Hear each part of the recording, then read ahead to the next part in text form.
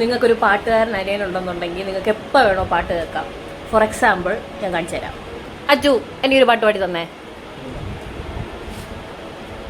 மறுவார்த்தை பேசாதே மடி மீது நீ தூங்கிட இமை போல நான் கனவாய் நீ மாறிடு மயில் தோகை போலே விருளை வருடும்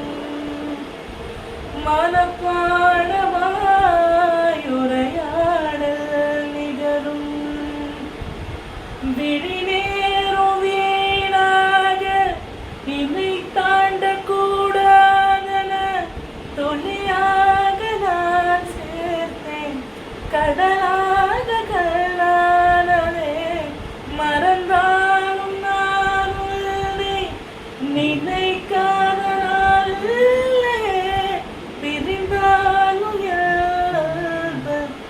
ஒருபோதும் பொய்ய